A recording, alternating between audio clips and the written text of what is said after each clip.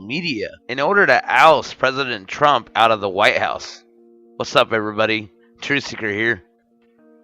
A confidential 49-page memo written in January 2017 by the Soros-funded Media Matters organization reveals how Soros plans to take 100% control of all major social media companies in order to oust President Trump from the White House. On Monday, the Gateway Pundit blog noted the memo's relationship with the recent moves by Silicon Valley tech giants to shadow ban conservative political candidates and pundits and remove content. The Free Beacon obtained a copy of the memo Democracy Matters Strategic Plan for Action by attending the retreat. The memo spells out a 4-year agenda that deployed Media Matters along with American Bridge, Share Blue, Citizens for Responsibility, and Ethics in Washington crew to attack Trump and Republicans. The strategies are impeachment, expanding Media Matters' mission to combat government misinformation, ensuring democratic control of the Senate in 2018 midterm elections, filing lawsuits against the Trump administration, monetizing political advocacy, using a digital attacker to delegitimize Trump's presidency and damage Republicans, and partnering with Facebook to combat fake news. I mean, they're literally saying that they're trying to quash fake news using mathematical precisions. The Free Beacon in January 2017 story said Brock sought to raise $40 million in 2017 for his organization. The document claims Media Matters and far-left groups have access to raw data from Facebook, Twitter, and other social media sites so they can systematically monitor and analyze this unfiltered data. The earlier we can identify a fake news story, the more effectively we can quash it, the memo stated. With this new technology at our fingertips, researchers monitoring news in real time will be able to identify the origins of a lie with mathematical precision, creating an early warning system for fake news and disinformation. Media Matters met with Facebook, which boasts some 2 billion members worldwide, to discuss how to crack down on fake news, according to the memo. The social media giant was provided with a detailed map of the constellation of right-wing Facebook pages and that had been the biggest purveyors of fake news. Brock's memo also Media Matters gave Google the information necessary to identify 40 of the worst fake news sites so they can be banned from Google's advertising network.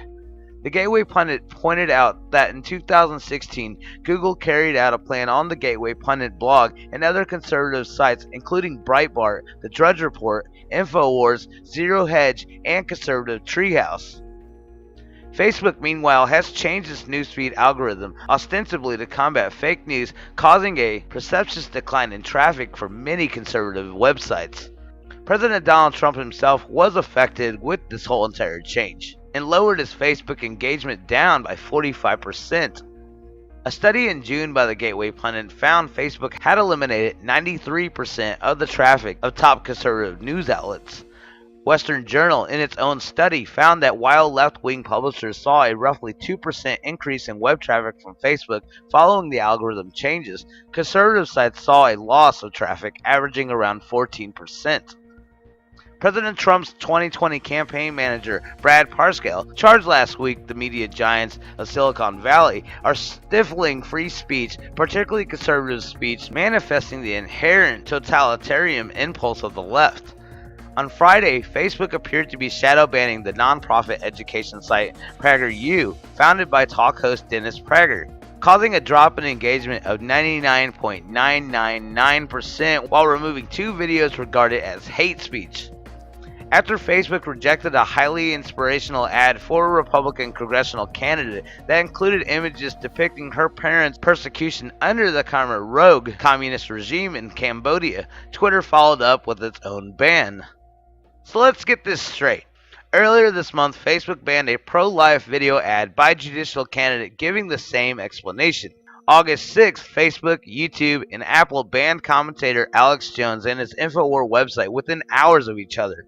Last month, it was reported moderate Muslims and counter-terrorist activism were increasingly being restricted by Silicon Valley, while terrorist content remains on social media platforms, according to the researchers. Trump campaign chief Brad Parscale said last week the banning of Jones will inevitably lead to the silencing of those with far less controversial opinions. What we are seeing in big tech is the inherent totalitarian impulse of the left come into full focus. And we're also standing up to social media censorship. That's the new thing.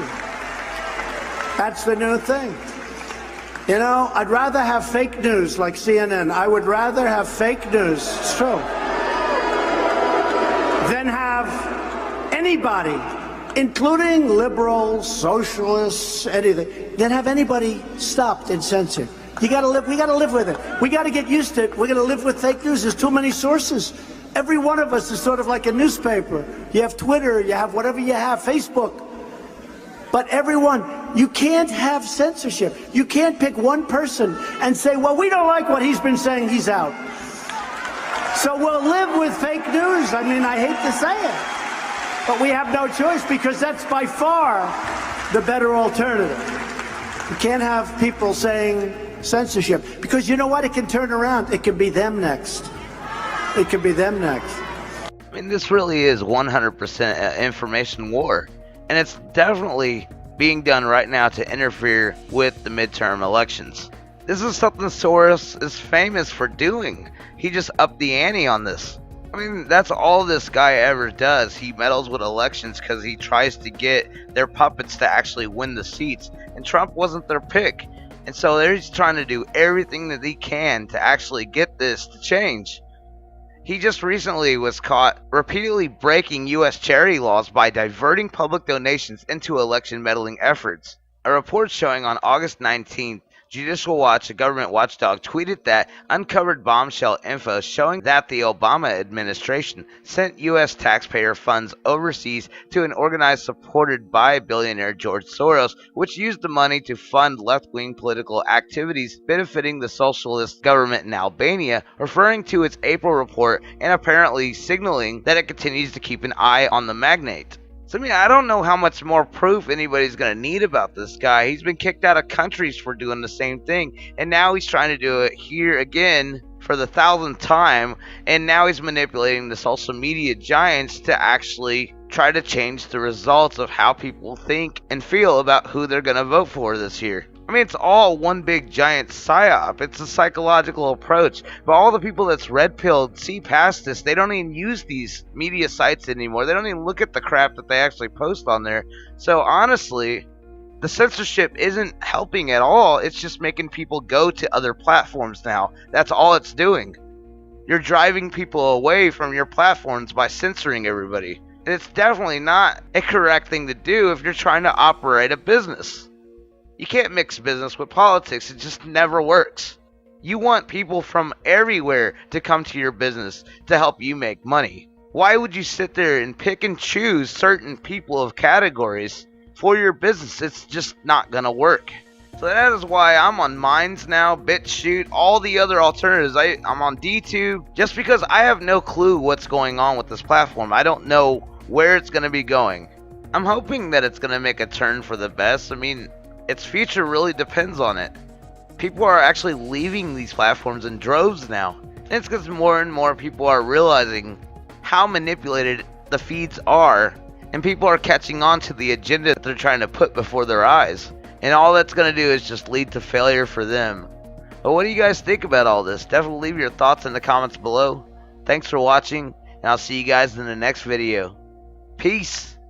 And if you'd like to be able to support the channel, please become a Patreon, because then you can pledge $1 a month. And it may not sound like a lot, but I have over 80,000 plus subscribers. And if I can at least get 2,000 people to just donate $1 a month, I don't have to worry about the ads for this channel anymore. And I'll be able to fund all the projects, including my decentralized search engine, the Buddy List project, and all future ones that will be in development real shortly. So right now with my channel demonetized, I'm stretching almost every single dollar that I get from the donations. And I appreciate everybody that has already donated and already became a Patreon supporter or a monthly PayPal subscriber, because you guys are literally what's keeping this whole project alive right now as we speak. But honestly, if I could really just get $1 or $2 from at least 2,000 subscribers out of my 80,000, then we will 100% be in business to fight back the censorship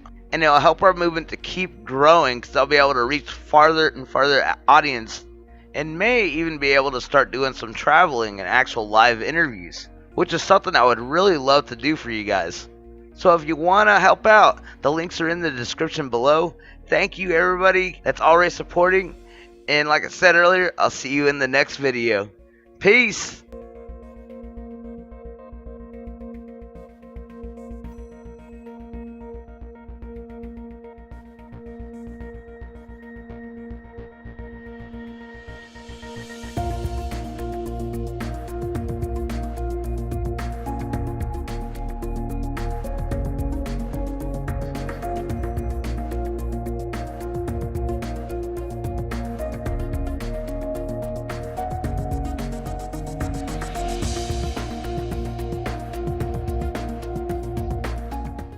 Please subscribe to our channel, like our video, and comment below, and we'll see you on the flip side. Peace! And don't forget to click the notification bell.